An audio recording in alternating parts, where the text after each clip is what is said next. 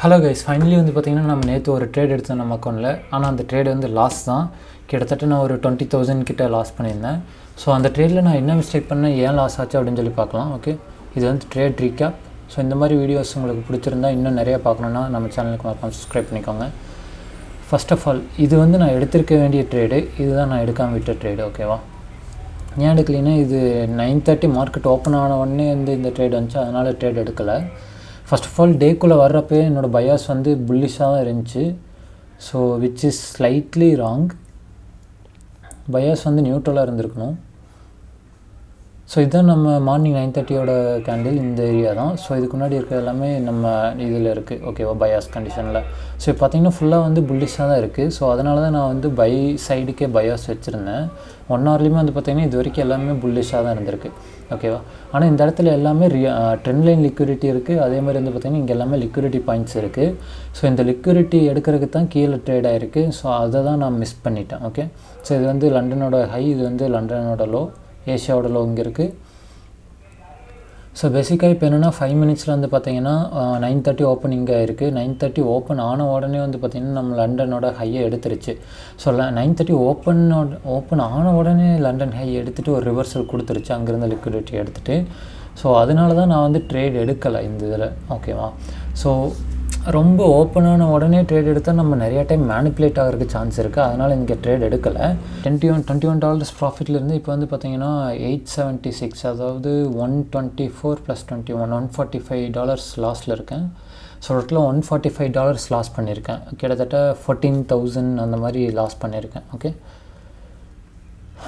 So இப்போது என்னோடய trade எங்கே எடுத்தேன்னா, ஸோ இங்கே இருக்க இந்த ட்ரேடு தான் நான் வந்து எடுத்திருந்தேன். இந்த இடத்துல வந்து நான் என்ட்ரி ஆயிருந்தேன். ஏன்னு பார்த்தீங்கன்னா இந்த கேப் வந்து இன்வெஸ்ட் பண்ணிருந்துச்சு. அதே மாதிரி இங்கே லிக்விடிட்டி எடுத்துகிட்டும் ரிவர்ஸ் ஆகிருக்கு. அதனால் வந்து பார்த்திங்கன்னா இந்த இடத்துல எடுத்திருந்தேன். ஆனால் நம்மளோட டே வந்து பியரிஷ் டேவாக இருக்குது. ஸோ பையர்ஸ் எல்லாத்தையும் பனிஷ் பண்ணியிருக்கு. ஸோ 2-3 டைம் பிரேக் ஈவனுக்கு வந்து போச்சு. அதே மாதிரி இந்த லெவல் வந்து என்னோடய பிரேக் ஈவன் லெவலில் வச்சுருந்தேன். ஸோ இந்த லெவல் டச் ஆனது நான் பிரேக் ஈவன் சேஞ்ச் பண்ணலான்னு நினச்சேன், ஆனால் பண்ணலை. அதுதான் என்னோட இன்னொரு மிஸ்டேக். எஸ்எல் அடித்ததுக்கு இன்னொரு காரணம் அதுதான். இல்லைன்னா பிரேக் ஈவனாச்சும் ஆயிருக்கும், $0 சேர்த்து போயிருக்கும். ஸோ பிரேக் ஈவன் பண்ணல. அதுக்கப்புறம் வெயிட் பண்ண ப்ரைஸ் அதுக்கப்புறம் மேலேயே போகல, அப்படியே வந்து கீழே வந்து என்னோடய எஸ்எல் அடிச்சிருச்சு.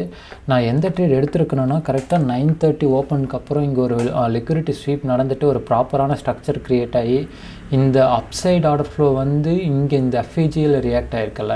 ஸோ இங்கே இருக்க இந்த எஃப்இஜியில் ரியாக்ட் ஆகிட்டு ஒரு சிஏஎஸ்டி கொடுத்துருக்குல்ல. ஸோ இந்த ட்ரேடு தான் நான் எடுத்துருக்கணும். சிஏஎஸ்டின்னு என்னென்னு தெரியலனா, இப்போ வந்து நம்மளுக்கு ஒரு அப்சைடு ஒரு ஆர்டர் ஃப்ளோ பேரிஸாக ட்ரெண்ட் போயிட்டுருக்குன்னா, ஒரு பேரிஸ் பெரிய கேண்டில் இருக்குது. அதுக்கப்புறம் ஒரு புல் பேக் நடந்திருக்கு. கரெக்டாக. ஸோ இந்த புல் பேக்கில் இந்த அப்சைடு மூவ் இருக்குல்ல, இந்த அப்சைடு மூவ் ஸ்டார்ட் ஆகிற என்ன ஸ்விங்கு ஸ்டார்ட் ஆகிறது இங்கே தான் ஸ்டார்ட் ஆகுது. கரெக்டாக. ஸோ இந்த பாயிண்ட்டு இங்கே வந்து எண்ட் ஆகிருக்கு. கரெக்டாக. ஸோ இந்த பாயிண்ட்டை எப்போ வந்து ப்ரைஸ் இது பண்ணுதோ, பிரேக் பண்ணுதோ, அது வந்து நம்மளுக்கு சிஏஎஸ்டி பாயிண்ட் அப்படின்னு சொல்லலாம். ஓகேவா. ஸோ அந்த சிஏஎஸ்டி பாயிண்ட்டு அதே மாதிரி எஃப்இஜிலேருந்து ரியாக்ட் ஆகுது. அதே மாதிரி ஒரு புல்லிஷ் எஃப்இஜி இன்வெர்ஸும் பண்ணியிருக்கு. கரெக்டாக. இந்த எஃப்இஜி வந்து இன்வெர்ஸ் பண்ணியிருக்கு. கரெக்டாக. ஸோ இது வந்து பர்ஃபெக்டான செட்டப்பு. இந்த செட்டப் வந்து நான் எடுக்கலை, ஏன்னா மார்க்கெட் ஓப்பன் ஆன உடனே வந்திருக்கு.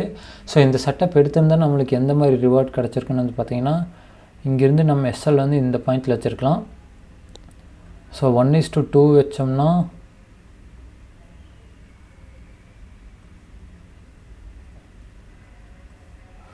கீழே நம்ம டார்கெட்டுக்கு வந்து பார்த்திங்கன்னா இந்த ஏஷியாவோட லோ இருக்குது. 1:2 நம்மளால் வைக்க முடியாது, வச்சா ரொம்ப கீழே போகுது. ஸோ நம்ம ஏஷியாவோட லோ வந்து டார்கெட்டாக வைக்கலாம். ஸோ கிட்டத்தட்ட 1:1 ரிவார்ட் கிடைக்கிது. நம்ம 1:2 வச்சுருந்தாலுமே இது அடிச்சிருக்கோம், ஆனால் ரொம்ப லேட்டாக அடிச்சிருக்கோம்.